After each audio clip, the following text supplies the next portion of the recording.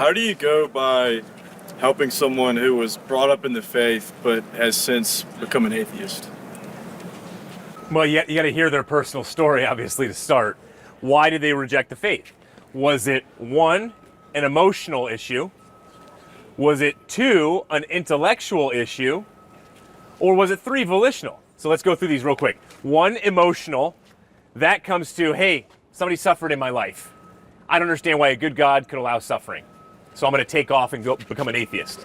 Secondly, could be intellectual. Hey, I think the Bible's been corrupted over time. So it's a joke. Three, volitional, which is the vast majority of people who leave the faith and become atheists, which is just, I can't give my sense of self and identity to this demagogue who would say, I have to serve you. No, there should be no God that's ever jealous or makes me fear him. You know, it's kind of like Kanye recently said. You know, early on he was a Christian, right? And he said, I stand in awe of God. I fear God, which means stand in awe. And I worship God because he's the God of the universe. That should be natural. What does Kanye say now? And I think this is because it's born out of, yes, some mental health issues, but also resentment, which I understand from Kim and other family members. Pete Davidson, he wrote the song where tremendous anger, wanted to kill Pete Davidson. I think his turn against God is emotional and some volitional.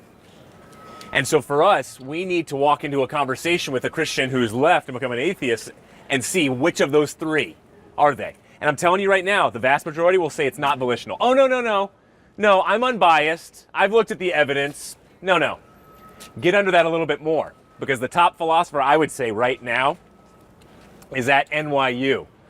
And this incredible philosopher says, I don't want the universe to be that way, which he says the way of God actually having created it and rules over it.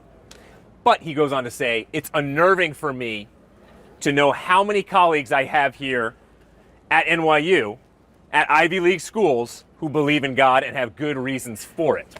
But he says it's my emotional bias. He flat out says it. I don't want the world to be this way. All right, that might be the top philosopher, Thomas Nagel, in the US right now, who honestly says that. He says, I have an emotional bias. So figuring out those three, which of one of those, or maybe two, or all three, and then starting to diagnose and dissect would be one way I'd go about it. Good question.